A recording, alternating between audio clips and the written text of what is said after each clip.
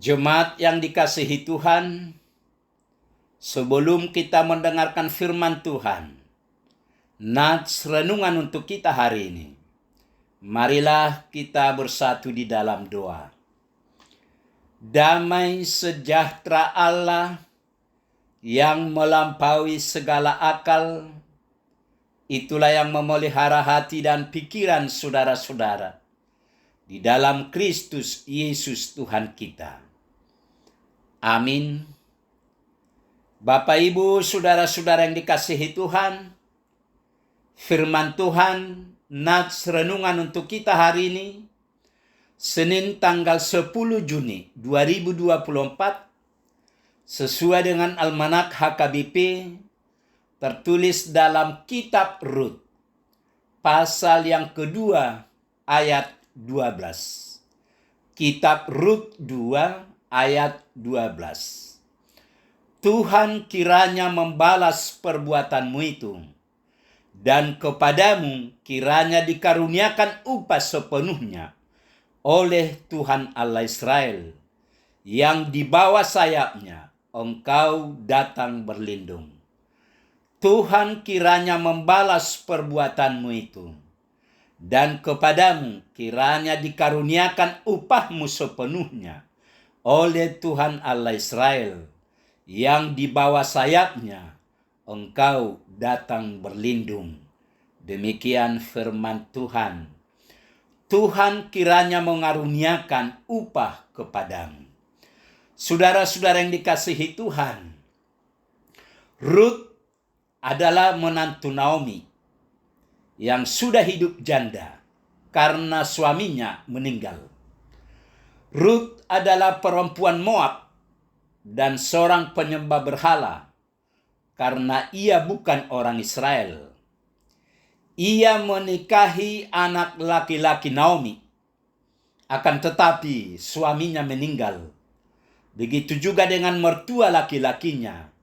Mereka meninggal di Moab. Akhirnya Naomi memilih untuk kembali ke Betlehem setelah anak dan suaminya meninggal di Moab. Rut yang adalah menantu setia ikut serta ke kampung halaman mertuanya.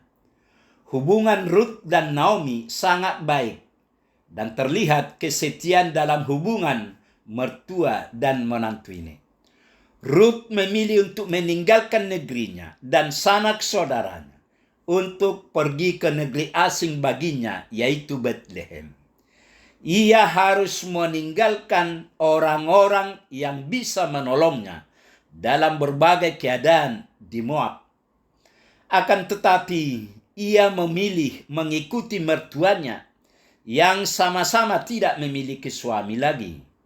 Tentu saja, segala konsekuensi sudah dipikirkan oleh Rut pada saat ia memutuskan untuk mengikuti mertuanya pulang ke negerinya Betlehem. Mereka akan kembali ke negeri Naomi sebagai orang miskin yang tidak memiliki apa-apa. Apalagi di sana pasti ada saja keadaan atau situasi yang sulit. Rut masih muda saat itu, dan pastinya ia akan menjadi penopang kehidupan mereka di kampung halamannya Naomi itu. Ia harus mengabdi kepada mertuanya dan juga harus bekerja agar mereka bisa bertahan hidup. Kemanakah Rut pergi bekerja? Rupanya Naomi memiliki sanak saudara di Betlehem. Ia seorang kaya dari kaum Elimelek. Orang kaya itu bernama Boas. Dia memiliki banyak pengerja-pengerja yang bisa mengerjakan ladangnya. Boas itu memiliki ladang jelai yang sangat luas. Di ladang Boas inilah Rut akan memunguti bulir-bulir jelai dari antara berkas-berkas di belakang para penyabit. Disinilah terlihat penyertaan Tuhan kepada Rut. Para penyabit itu murah hati dan menyilakan Rut memungut bulir jelai yang terjatuh dari sabitan mereka. Tuhan senantiasa bekerja untuk menolong Rut dan Naomi. Lalu Boas melihat bahwa ada seorang yang baru bekerja di ladangnya. Boas bertanya kepada para penyabitnya, siapakah dan dari manakah perempuan yang memunguti bulir jelai itu? Para penyabit memberitahukan bahwa ia adalah Rut, perempuan Moab. Ia yang pulang bersama-sama dengan Naomi dari Moab. Lalu Boas memanggil Rut. Boas mengatakan kepada Rut agar ia tidak usah lagi pergi memungut bulir jelai ke ladang lain. Boas memperbolehkan Rut untuk bekerja di ladangnya saja untuk memungut bulir jelainya.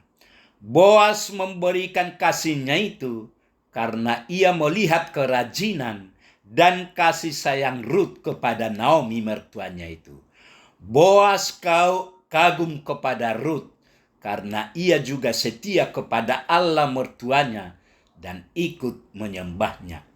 Saudara-saudara yang dikasihi Tuhan, pertemuan Rut dan Boas ini menjadi titik balik dari kisah Rut.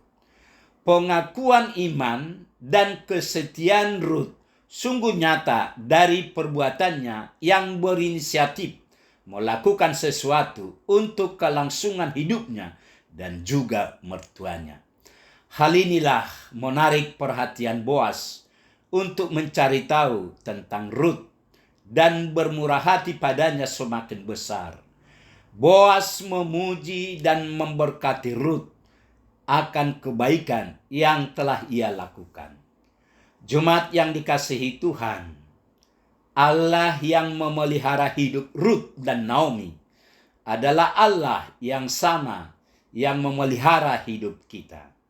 Oleh sebab itu, mari tetap percaya dan arahkan pandangan iman kita kepadanya. Teruslah bersandar pada pemeliharaan Tuhan. Meskipun mungkin kita pernah mengeluarkan perkataan keluhan tentang segala kepahitan hidup di masa lalu, namun Ia adalah Tuhan yang memahami hidup kita. Tetaplah bermurah hati terhadap siapapun, terlebih mereka yang membutuhkan pertolongan. Sebab kita tidak tahu ketika Tuhan bekerja di dalam kemisteriannya, Dia akan memberikan kita berkat yang jauh lebih besar dari apa yang kita kira. Amin. Marilah kita berdoa. Tuhan Allah Bapa di surga, Bapa yang kami kenal dalam Yesus Kristus, puji, syukur, dan terima kasih Tuhan atas kasih setia Tuhan. Pagi ini Tuhan telah menyapa kami lewat firman-Mu yang kudus. Berkatilah kami semua yang boleh mendengar firman-Mu. Berkati firman-Mu yang telah kami dengar, agar firman-Mu itu menjadi terang bagi hidup kami. Terimalah doa permohonan kami ini ya Tuhan. Dalam Yesus kami berdoa dan mengucap syukur. Amin.